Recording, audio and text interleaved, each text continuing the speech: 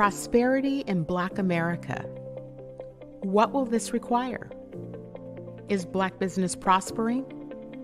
Are we reaching women and minority-owned businesses?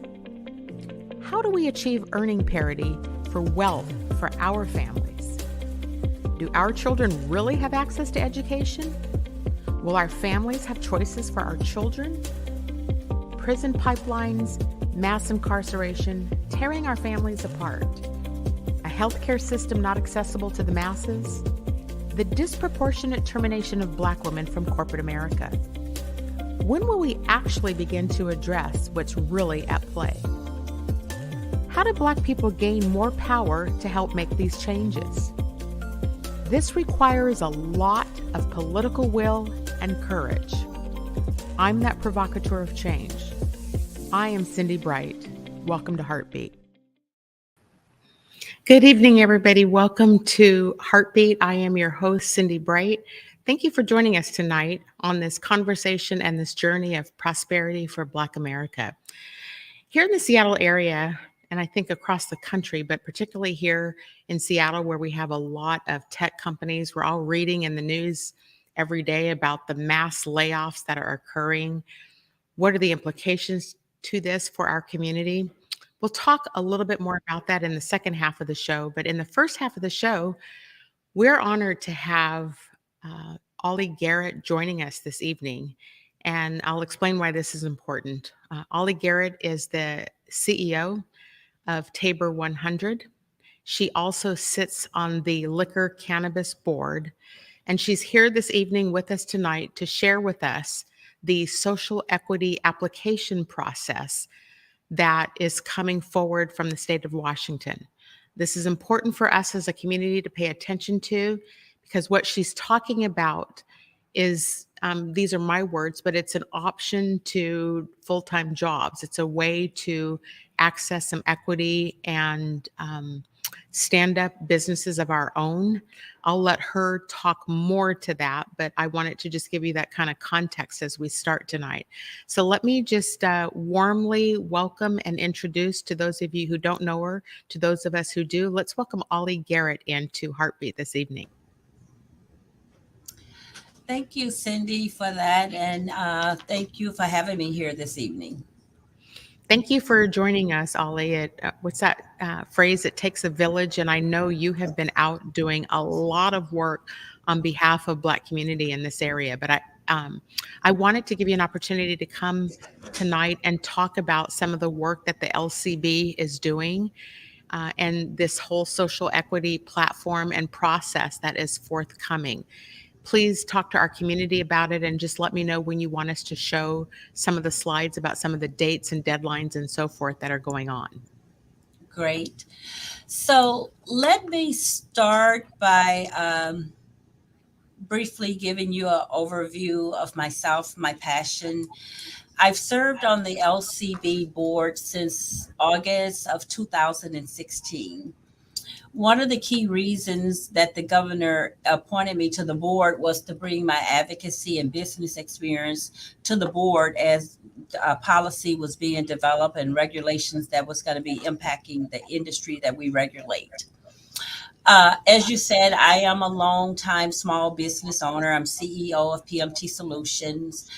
I've served I'm on my 8th term as president of Tabor 100, which is an association working to further economic power, educational excellence, and social equity. I've been over the years recognized and the recipient of various awards. 2014 Women of Valor Award from Senator Cantwell. 2012 recipient of the Woman of the Year Award from the Bellevue Business Professional Women. 2008 recipient of the Seattle Rotary Service Above Self Award. And I'm saying this so that you and your audience can understand the passion that I have for women in minority business. That's why I dedicated my leadership and so much time and effort to Tabor 100.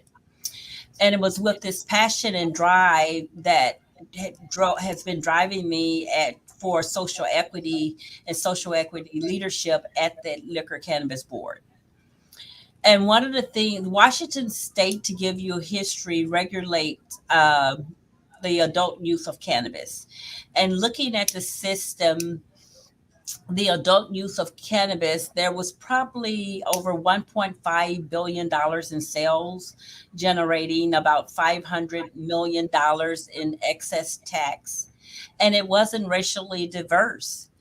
In 2019, after 5 years of sales, the board took a look at the marketplace, and retailers in this industry was thriving, but we wanted to understand how racially set up the system was and how racially diverse the system was, due to the fact that racial minorities were disproportionate harmed by the war on drugs. And when we took a look at the data, and after reviewing the data, what we saw was only 4% of self identified in the industry was Black, 4% was multiracial, and 2% was Hispanic. So, what we did in 2020, in an effort to learn what happened and to hear directly from the community, we did a series of outreach meetings facilitated by Dr. Caprice Hollins, and we listened to the community. At the outreach meetings, we heard firsthand from people who was left out of the system, despite the communities that they're from was being disproportionately harmed by the war on drugs. I-502, it did not include any provision for social equity or opportunity for those communities harmed by the war on drugs to benefit from the legalization of cannabis. And that was an opportunity that was lost. So, to address that, the agency introduced House Bill 2870.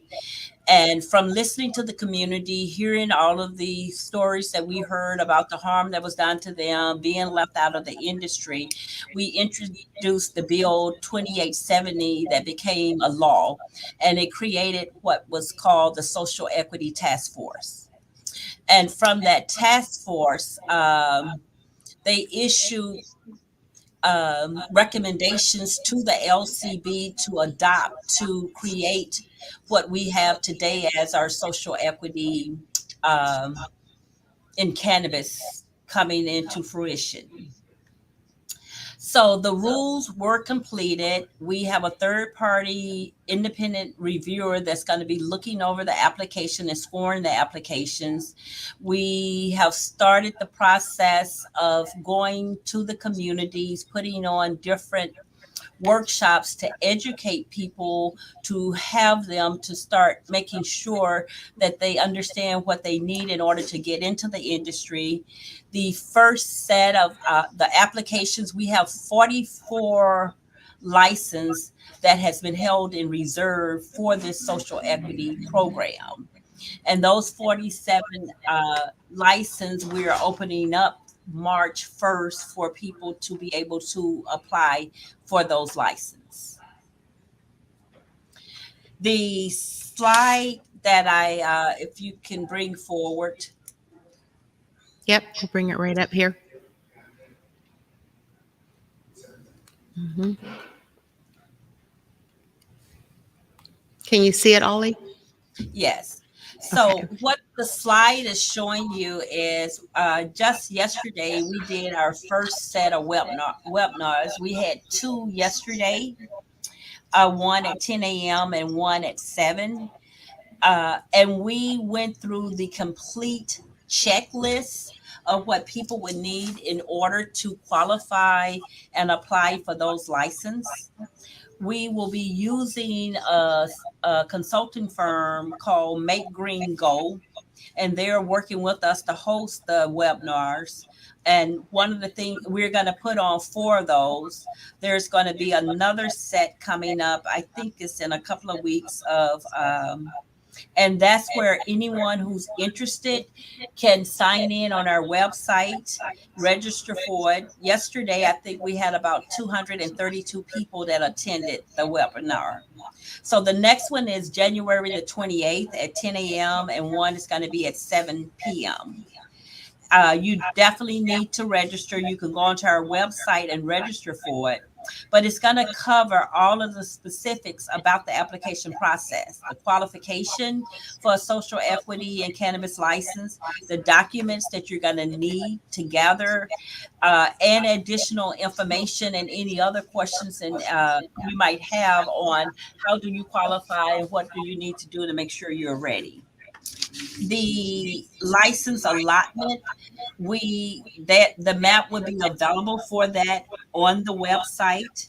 We've actually sent out letters to all of the local municipalities to let them know this is coming, so they are ready for this when you start looking for locations. You're going to find on the website what's called the DIA map, where you can take a look to see if you lived in a DIA and meet some of the requirements that's going to happen to go along with these licenses in order to qualify. And our goal is to to see that we can get every people ready, fully understanding what they're going to need, seeing if they're qualified, do they qualify, and to make sure that they don't miss the opportunity by not being informed on everything that's required to be ready for these social equity license. So can I just repeat back what I believe I heard? I'm going to do it in kind of I'm just going to say the C spot run version of what you just said. So what you just said is that uh, an application process is going to open in March that will allow, there have been 44 designations for licenses for businesses in the cannabis space to be licensed. And what you're offering is some education around not just how to apply for the license, but what the process is to get the license and be able to stand up cannabis businesses. Am I correct in rephrasing that to you? Yes. Yes. Okay. And so, what's important for our community is that, you know, as we drive towards equity, equity means that there is a disproportionate amount of resources that are given into spaces. In this particular space, it's cannabis, it's the war on drugs that has disproportionately impacted Black communities. Are there particular zip codes? I always get that confused. Are there zip codes that are designated to this application process of which people are able to qualify for? The map, what's called a DIA area map, is on the website. So a person can go on to the website, they can put in their address, and they can see whether or not that was considered what we call a DIA area. We're still looking at that and keeping an eye on that to make sure that we are going to get and see what we need to out of that DIA map. What But does it's DIA right on stand the for? website. What does that stand for, DIA? Disproportionate impact area. Okay. Okay, perfect. So for our viewers and listeners, particularly those, I'm going to make some assumptions about distressed areas. Uh, there's several areas here in the King County area. Does this include Pierce County also, It's Ollie? statewide. It's statewide. Yeah. Okay, so And anywhere across. how we the indicators of how we came up with it is the area has a high poverty rate. It has a high rate of participation in income-based federal programs. It had a high rate of unemployment and a high rate of convictions. What was the last one? The high rate of what? Convictions. Commissions. Okay. Hmm. Okay, that is incredibly helpful information. And you said that there were webinars that people can learn how this process works. Let me ask the question, when people go apply for those licenses and they obtain them, I'm assuming part of this is a training program on how to help people stand up these businesses? But and that's separate, and I think it's through commerce, but they're it's a tech. There are supposed to be technical assistant, and all of this information is on the website. But Okay. Commerce is going to have a technical assistant program to work with the people as they're getting prepared, to see what the challenges are, work through it, and to do whatever we can to help those that are applying as a social equity applicant to be ready and successful once they obtain a license. Okay. Do you have a sense with the other licenses, other cannabis licenses that are out there? Do you have a sense on the kind of revenue that those cannabis stores bring in? Like, I'm just trying to help the community incent why this is a really good option for wealth building and earning parity. Like I said in the beginning, it was over, I think when we took a look at it back in 2019, the revenue, I had it here in my documents, but I got the documents now for the process, but the revenue was is very lucrative. Um,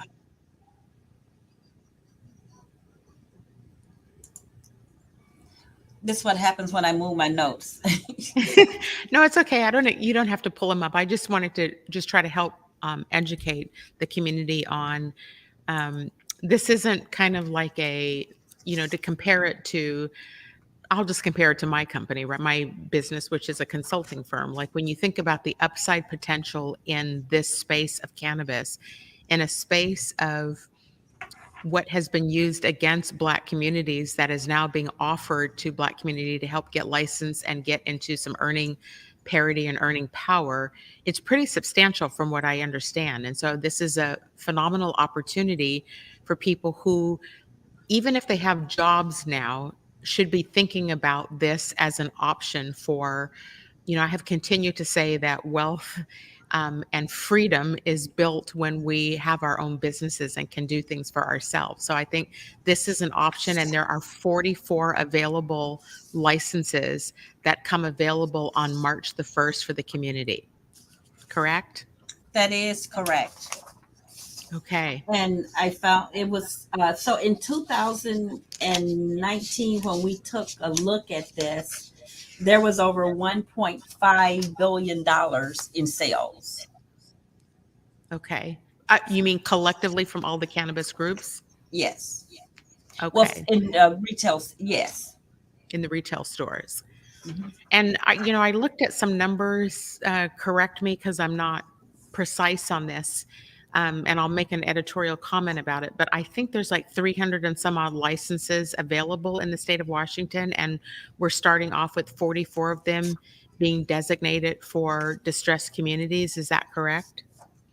Um, the total license that was allocated for the state was 400 and something, and out of Okay. that 400 and something there's 300. I don't know the exact number, but that's how we ended up with the 44. Is these are licenses that were in use or have come back to us to be Okay. used for the social equity program. And is it the intention of the state of Washington to potentially increase that number when these licenses are up after this initial number is obtained? Yes, so that brings me to the agency just introduced another bill, House Bill 5080, and that bill is to where we can increase the license, more retail license. We can make the license more mobile. um, there was several things in that bill for new license under social equity to be more mobile, increase it based on the census data, and to have more available than just the 44 that we got back. Are you able to share, does our community, have they started applying for these licenses? Like kind of where are we in the 44 No, the application? opening is March 1st. March 1st. Okay. Yeah. Okay, good. How many, do you know this off the top of your head? I don't expect you to pull up any sheets. Like, how many of the cannabis licenses are currently existent here in the state of Washington that are owned by BIPOC communities? Well, the percentages, I think I said 4% was Black, Okay, 4% was multiracial, 2% was Hispanic, very low percentage.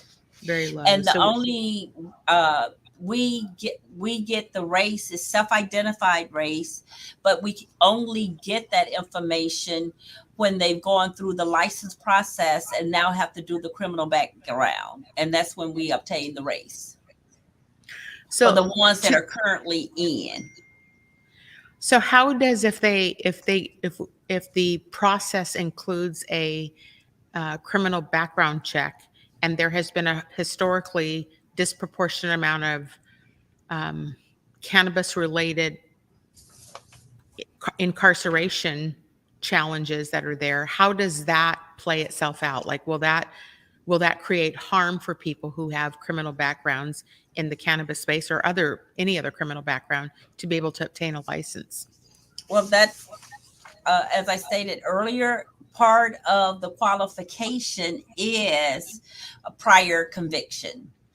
The DIA map and things were based on that. So that some folks, and when we were doing our community meetings, that they felt like that kept them out, but that's not what we're going to be looking at now. That's not part of a criteria any longer.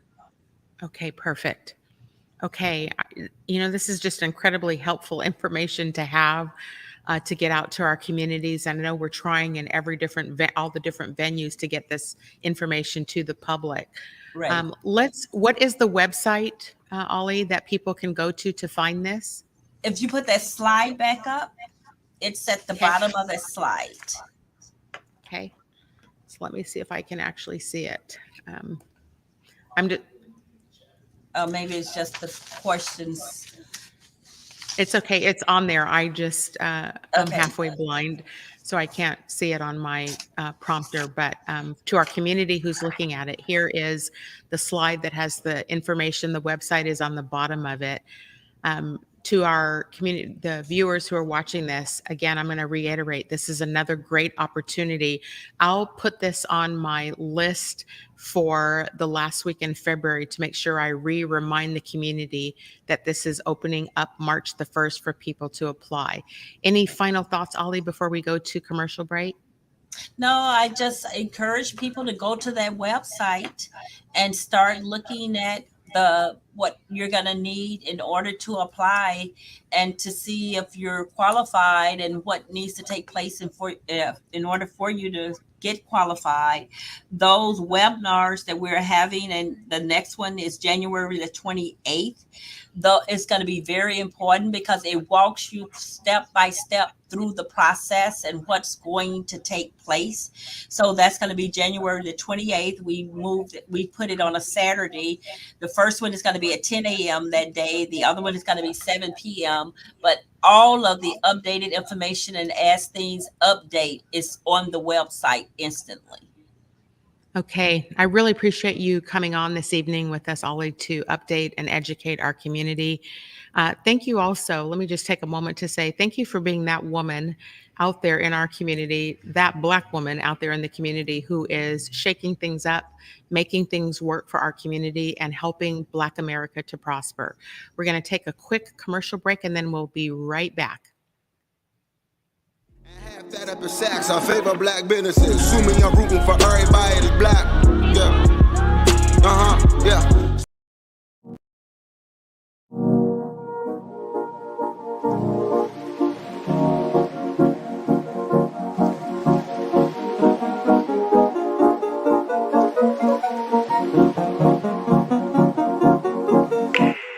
Hey guys, Besa Gordon here, and before heading to Belize, Trey Holiday and I had to make sure we linked up with our good friends over at Market Street Shoes to, of course, grab a few things for the trip. From bags to socks, shoes, sunglasses, earrings, and more. Before going on any trip, make sure you stop at Market Street Shoes. Trust me, you'll find just what you need to make your trip not only enjoyable, but fashionable.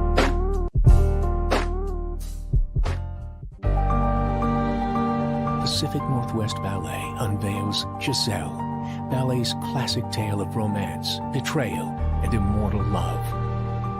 The New York Times calls it a triumph, comparable to an epic film. This stunning production is touched by magic.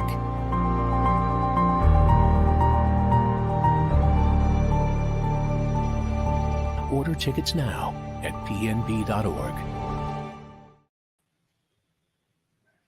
Welcome back to Heartbeat. I am your host, Cindi Bright. This evening in our first part of the show, we were just honored to have Ollie Garrett, who is the CEO of Tabor 100. She sits on the LCB Liquor Cannabis Board, and she was sharing with our community some important information about licenses that are coming available to apply for on March the 1st. An important thing for our community to pay attention to. This is an opportunity for a business license in the cannabis space to earn some lucrative money and do some things for your lives and for your family. There are 44 licenses opening up, so I'm encouraging everyone to take advantage of these opportunities, even if you're employed. I say this to people all the time. Let's look at, these are coming out in distressed areas. So let's take a look at these licenses and let's get ourselves some businesses to help us to be able to prosper here in the future. I want to welcome in the second half my Heartbeat regular commentators with us as we're going to talk about several things on the second half of the show. Let me welcome in Joy Stanford, Karen Fleshman, and Stefani Coverson with me this evening. Hey, ladies, how are you this evening? Pretty good? All right. Well, I wanted to, having Ollie come on and talk about opportunities for businesses, standing up businesses for people, for Black people. We're all watching what's going on now in 24 days here, or 25 days into 2023, and there are massive layoffs starting to happen. A lot of the tech company is shedding people. Karen, I think probably in the Silicon Valley, that's probably hitting as well. I just wanted to welcome a conversation about the impact that you are already seeing, feeling, or hearing about people losing their work, their jobs, and kind of what you're picking up on the street about what's happening. I'm going to start with you, Stefani. Do you have any insight into this whole topic of job loss? Oh, absolutely. So I'm hearing a couple of things, particularly in the tech industry, that women and women of color are making up roughly 45-ish% of layoffs, which is disproportionate considering that only about a third are in the workforce and less than a quarter make up the technical and the leadership roles. So I'm hearing that. And then also that these layoffs are anticipated to roll back what minimal at best efforts have been made in the area of diversity, equity, and inclusion, because those are typically one of the first line items to be cut. And then also the efforts that have been made to recruit folks from various diverse backgrounds. Typically, the easy fix to identify who's going to be laid off is last in, first out. And so, just demolishing and dismantling these efforts from all angles. I just want to highlight, Stephanie, while you're answering this question, I want to remind the audience, Stephanie does own and run Jamais Pay Consulting. And so she has a firm that is focused on, I'll just say, human capital. So there's a lot of things that she does in that space. And I just want to give you credit for that, because you definitely have your feet on the ground when it comes to working with marginalized communities, people that in the business space of what you're seeing and hearing. Karen, what about down in the San Francisco area? What's going on down there? Yeah, massive, massive layoffs at all of the big, they call them FANG companies, Facebook, Amazon, Microsoft, Google, Apple. And what is so distressing is that these layoffs are completely unnecessary. These companies have so much cash on hand. For example, last year, right around this time, Microsoft acquired a video game company, um, Activision Blizzard, and they paid $68.7 billion in all cash, right? So it's not as if these companies are hurting and revenue is down. It's just all the revenue is going to the 1% and to the shareholders. And yeah, they're ruining people's lives by laying off people, thousands of people at once. I think that, thank you for that, Karen and Stephanie. Joy, I'm going to bring you here in just a second because I want to hear more about your lens from the nonprofit world. For those of us who have been inside of business, and I'll just use the quote, big business, the very first roles to go, I was just reading an article about it today, are definitely the contractors, right? So that impacts small business. And let's just be clear that many of Black people, Black women, um, own our own businesses to get, I would say, to get away from the toxicity of what we have all had to live in. And these are the first businesses that are targeted to be the consulting agreements. I've heard the term outside in. So the outside in money to bring external people in first to go. So let's just start there. Secondly, as a former HR executive, Stephanie is also a former HR executive, the functional roles, the roles that are not profit and loss centered roles are usually cut too because they are extreme overhead. Again, this will impact Brown and Black communities substantially. And so to Karen's point about where the impact is having, this is why we're having these conversations, because we know where the hit is going to impact and then what the impact is going to be to our communities when that happens.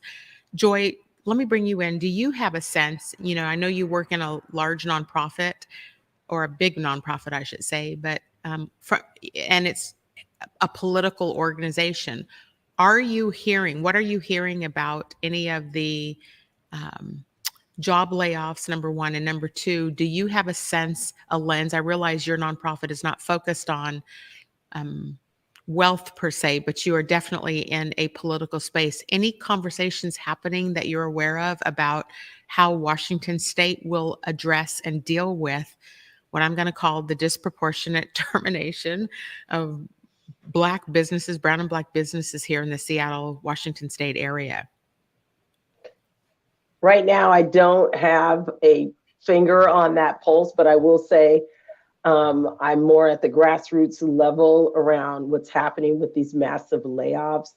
I'm from California, so I have friends who have been laid off, could not get in to their email with Twitter and that whole drama that happened there. But I continue, even this past weekend, to have conversations with people who are frightened at Amazon of losing their jobs, whose spouse or significant other or partner has been laid off from the Googles and the Apples and the Microsofts of the world. So, and then what do you do in that situation? I've not heard on our C4 side, because we've got, like you said, Washington Conservation Action has both a C4 side and a C3 side, but politically I've not heard if there's any bills that are coming up that are going to address this. Some of the major things was public safety in our last election. So I think it's heavily focused on that. And then our organization is focused on climate and everything environmental. But I want to, it's interesting that we have the conversation that Ollie was here tonight, because I found out this past weekend that there's only one, I believe, maybe two cannabis companies or retailers that are Black owned. And I found that interesting. I was like, wait, what? And then to know now that we've got 44 licenses coming up, we need to get in on this ground floor, understanding that there's money to be made there. But I think there's so many questions surrounding it. So I want to say thank you to Ollie for being here tonight, and you, Cindi, for addressing that. But I think we're all going to be touched by all of these layoffs. It's a good point. One of the reasons why I was asking Ollie about, how many licenses are out there and how many are available. When you think about what we know about equity is that it takes not an equal amount, but more to be able to right the wrongs. And so I think, for our community, there's 44 licenses available. And I think she used a 400 and some number as what's out there. So that is still, my math, what is it? 10%. So if we think about, but we have to take those licenses, we have to fill those up, we have to apply for those and get businesses started that way in order to help leadership in the state of Washington. And look, this is across the country, right? This just got approved in New York City, where they've just started licensing, or they just approved legislation around cannabis. And so for us to advocate for more, we've got to take what's there, what's available for us right now. And so we need to get word out to our communities about what's available. And then we need to encourage people who want to step into the space. I know not everybody has ever thought of owning a cannabis shop. I never contemplated being on TV. So it doesn't, you can start someplace or you can take a step someplace. You just kind of never know where things are going to lead, but it is certainly a way out of Plantation 2.0 that we talked about a couple of weeks ago. I think it's just interesting. The conversation that I had this weekend was, where are the minority-owned cannabis retailers? And then it was, is there any female? Are there any Black female? Are there, we went deep, and we all were standing there like, what do you mean there's no Black female-owned retail cannabis? Just in shock, Do you all remember, though, the Sean Kemp controversy that happened in 2020? A percentage of owner in the one that, so they touted this cannabis business that was going to open up in, I believe, the Seattle area. And, Sean Kemp Cannabis, it was going to have his name and everything. And we were so excited that there was going to be this Black-owned marijuana store. And as it turns out, it absolutely was not. And so they paid maybe Sean Kemp 5% for the use of his name. And when all of this reporting was coming out, I don't think his approval to be on the license had even come out. And then this was on the back of a situation with a Black man who actually was a medical marijuana store owner prior to 2012, when marijuana for recreational use had been passed with the initiative. And so just the way that he had been treated, and his office, his store locations raided, and based on the story that he shared, just the disparate way in which he and another Black man had been treated through that process as criminals. And his white business partners were not. I'm going to go to take a quick commercial break, and I'm going to pick back up where you just left off, Stephanie. So hold that thought. We'll be right back. Half that up in Saks, I favor Black businesses. Assuming I'm rooting for everybody that's Black.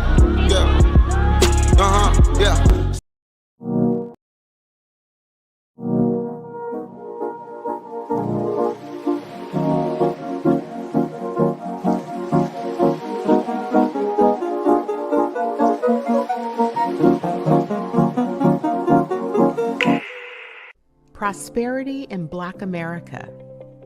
What will this require? Is Black business prospering? Are we reaching women and minority-owned businesses? How do we achieve earning parity for wealth for our families? Do our children really have access to education? Will our families have choices for our children? Prison pipelines, mass incarceration, tearing our families apart. A healthcare system not accessible to the masses. The disproportionate termination of Black women from corporate America. When will we actually begin to address what's really at play? How do Black people gain more power to help make these changes? This requires a lot of political will and courage. I'm that provocateur of change. I am Cindi Bright. Welcome to Heartbeat. Will you marry me, baby? Yeah. Let me put this on you. What's up, everybody? It's your girl, Trey Holiday. We're bringing back Black Love When We Met. That's right. We need something to warm all of our hearts and to elevate love once again in our communities. We want y'all to go to whereweconverge.com/Black Love so y'all can nominate your favorite couple for the next rendition of this show with me as the host. Let me sit down and have them on my couch and share how their love can inspire us all. Make sure y'all go and get your nominations in today and be on the lookout for Black Love When We Met coming at you on Converge Media very soon.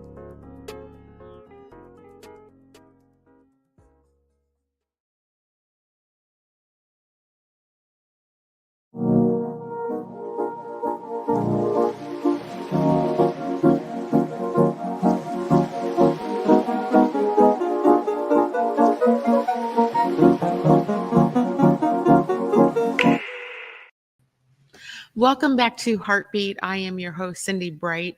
Let me bring back in our commentators this evening, Joy Stanford, Stefani Coverson, Karen Fleshman with me tonight. Right before we went to commercial, Stefani, you were talking about we were discussing the cannabis licensing process that's coming out. We were discussing the fact that what happened with Sean Kemp when he was a part of this equation, and it is kind of the larger umbrella, I guess I would say, is about the snubbing of Black people, right? Black people who are in any spaces. And we see that all over the news now, right? We see even outside of the cannabis, we are watching, I don't know if any of you have caught what has gone on or what is going on with the Oscars. And so the snubbing of Viola Davis and the young woman who is the actress in Till. So this common thread around discluding Black people, discluding Black America in any of these processes. Let me bring you back in, Stefani, and finish your thoughts about some of what you were talking about with Sean Kemp, because this thread of an issue around Black people prospering is at the forefront of Heartbeat's conversation every week. Do you want to talk some more about that? Sure, absolutely. So I think it's important to recognize the disproportionality of Black folks getting arrested, imprisoned, jailed for marijuana use, right? And, I'll just say that from my perspective, the marijuana industry was built on the backs of Black culture. And so marijuana was cool, I guess, lack of a better word, in our community before it sort of reached this mainstream sort of popularity.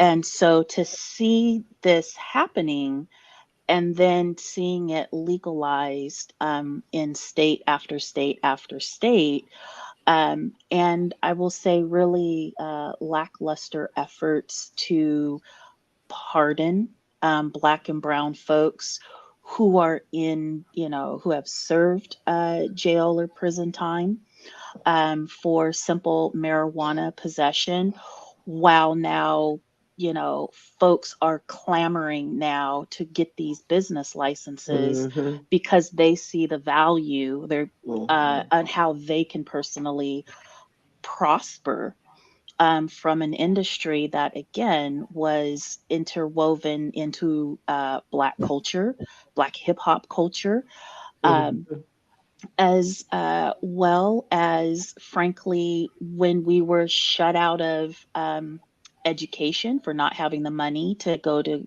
college and trade school, or just shut out of the employment industry statistically, that, this was a way that folks made money.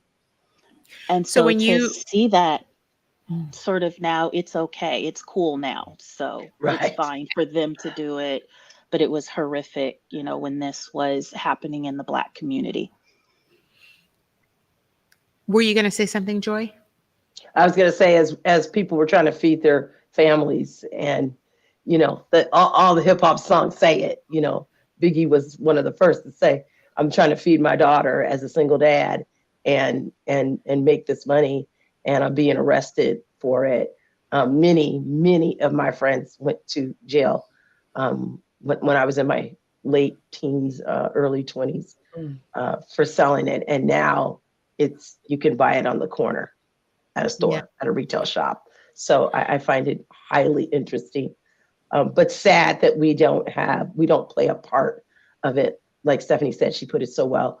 It was growing on the backs of Black folks. So, Well, we have an opportunity now, and what Stephanie politely said, that I'll say a little bit more candidly, is that I hear you laughing, Joy.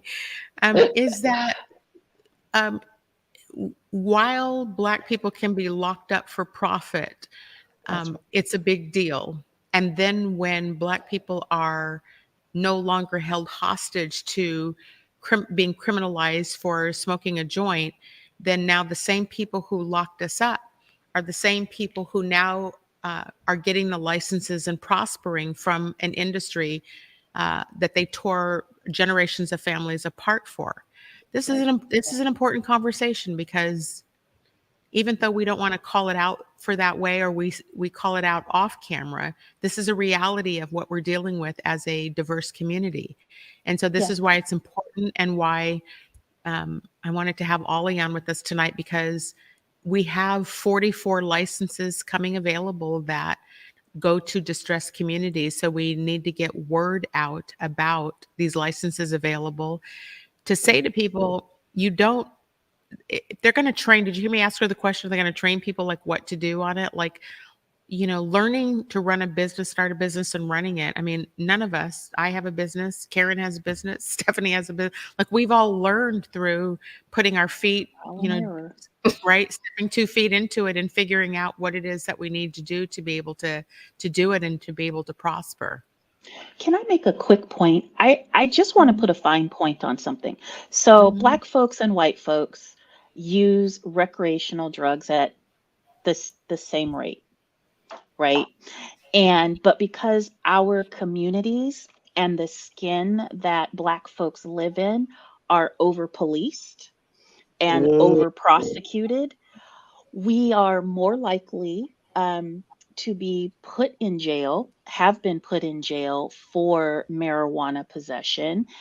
And even though Governor Inslee did sign a proclamation or whatever to pardon folks, it was between a specific time frame. You had to ask for it. So I'm assuming to be petitioning courts and governor's offices require an attorney and cost money. I could be wrong. I think the governor's office estimated about 3,500 people were eligible for this pardon program, and 30 something so far have been pardoned. And so if you have multiple misdemeanor marijuana convictions, then you don't qualify for that program, which then disproportionately excludes people who actually know this business, grew this business before it was legal to do this business. And they can't capitalize on the fruits of their ingenuity, their entrepreneurship, as you know, as well as the action plan to get in on this. Mm-hmm. Yeah, it's a great. Everything Nicely done.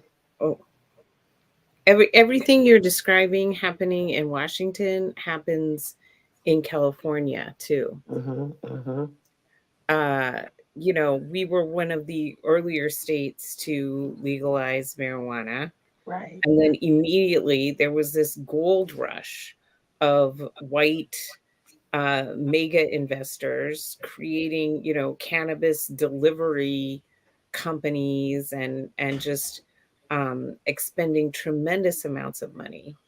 Meanwhile, the actual cannabis growers in California still sell on the illegal market. It's not profitable to do the legitimate business. So they're still doing the underground cannabis economy.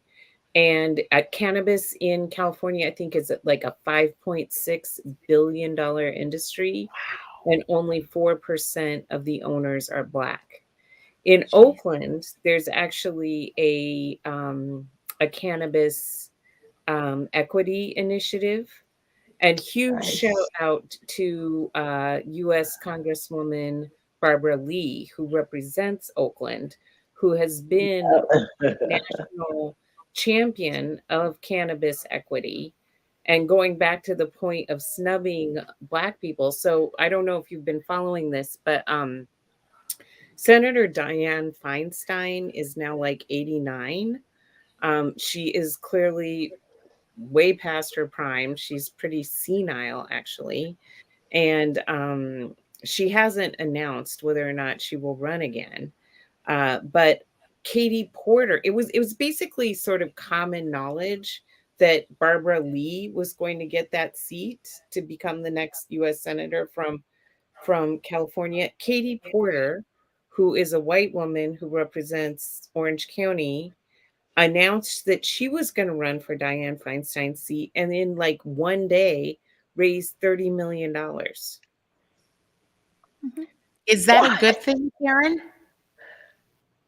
No, it's not, because we should be gathering Barbara Lee. We need Barbara Lee in the U.S. Congress. And I mean, you know, there's many good aspects of Katie Porter. I like her whiteboard, and I think she does a great job of you know, holding corporations to account. And she's very good at like communicating. But Barbara Lee is like the one person who refused to sign off on invading Iraq because she did not think that there was compelling evidence of weapons of mass destruction. Like Barbara Lee has like, you know, she was a Panther. She was Shirley Chisholm's mentee. Like Barbara Lee has like this legacy of service and like deep understanding of women's issues, the issues of Black people, people of color. She's this incredible leader. She's exactly who we need. And all the glory is going to like Katie Porter. Another white woman just stepping up to run for office. And I knew there was something shenanigans going on in the background, but here's a moment for California to have Barbara Lee, or there's so many other women I can name too in California, women of color, to step into that space and show that we've got diversity, that women of color can make change and have made change. And we're holding court for, God bless her soul, Katie Porter, but come on, we could do better. We know better, do better. Yeah. Well, I noticed during hashtag follow Black women, except for when we want to lead, except for when it's actually time to do it. Well, you know, there was actually a really good TikTok video by a white woman. I don't know if you all saw this. a white woman, younger, who talked about how she became a teacher at the same time 3 other women did, um, 2 of whom were Black. And one of those teachers started excelling. Like she would, her kids were thriving, like her test scores were out the off the charts. And this white woman was like, she felt bad about that. She felt like that was wrong. And she realized that she had internalized that Black women were inferior. Black women, were not as capable as white women. And so when this Black woman was outperforming her, she felt taken aback by that. And I was so grateful to her for making that video, because listen, the first time I reported to a Black woman boss, I walked in the room. I mean, I knew I was going to be meeting my boss. I saw it was a Black woman and my jaw dropped. Like I just had an image in my head of what a boss looks like. And I was like shocked when I saw her. I think this conversation about white women learning how to follow and learning what is our role, Give space. multicultural democracy. Exactly. Make space, people. Make space. I don't understand why it's so not normal for white women to do that. But when they do that, that's when everyone thrives. Yes. Just that one gesture, that's when everyone thrives. And this was the moment for California to me. I have been like, come on, we've got to merge women there. Let's do it. Let's do it. Let's do it. And now, seriously, I did not, because I don't watch news. I did not read about that Katie Porter. I did not. $30 million. Yeah. Black women take forever to raise money, and she raises $30 million in a weekend. Come on. I knew that it was going to be a situation with the social media post, her kickback reading the book, The Subtle Art of Not Giving an F. And so I was like, now that's very interesting. What's going to come after that? And so it was sort of this attention gathering sort of momentum thing. And then this announcement comes out. Yes. And I did not realize someone wrote a Medium post about the author of The Subtle Art of Not Giving an F is a white supremacist.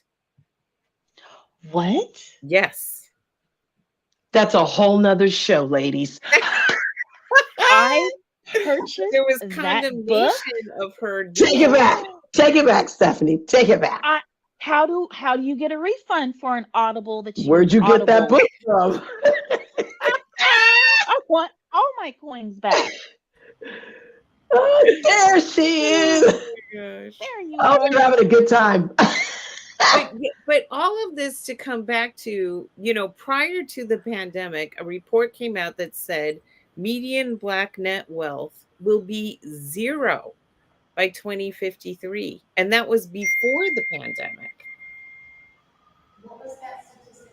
Like I often say, racism highly profitable, anti-racism not so much. Like racism remains a huge source of profit. Your microphone's not working, and we have to address that.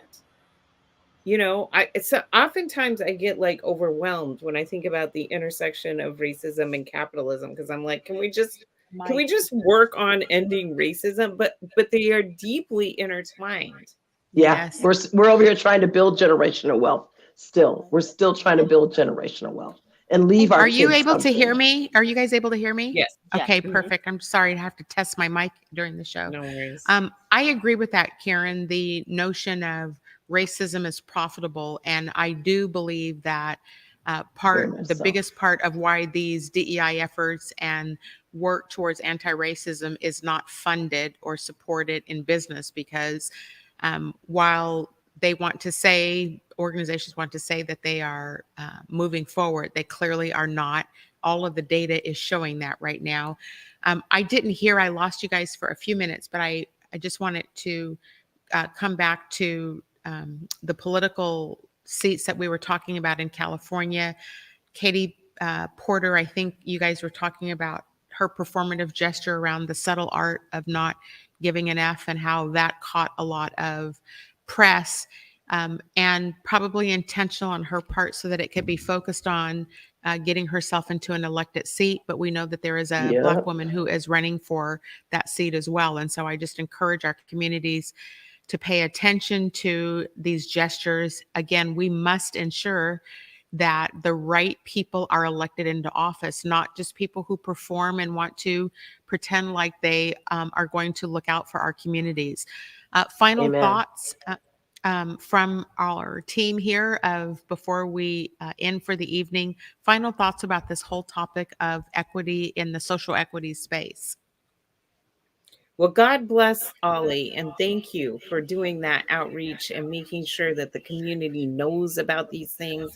And could we also give them the capital so that they not only, have the license, but can profit from it? And it's not this thing with like the 5% ownership and someone else is making all the money. Right. Good point. I'm hoping that her webinar, hoping that that's covered in that process, that there's actually lucrative money put behind it. Look, we're at the hour, and I want to thank all of you who come on, Joy, Stephanie, and Karen, every week with me here to talk about this, and to our community who joins us for this conversation every week. Next week we start Black History Month. Let me leave Karen on here with me for a second. Next week, we are going to dive into some Black excellence. And next week, we are bringing on some members of the California, San Francisco Reparations Committee and get to hear the phenomenal work that they're doing, that they're leading in California around reparations for Black community.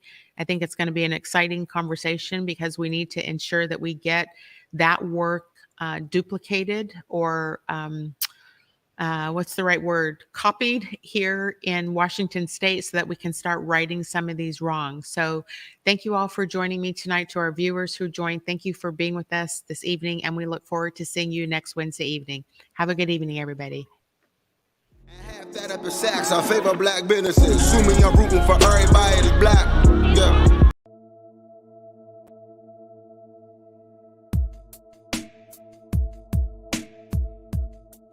Converge Media produces culturally relevant content for Black and urban audiences. Our coverage is raw, transparent, and objective, praised by community leaders, government officials, and residents. Support Converge Media today via Venmo, Cash App, or PayPal at Converge Media.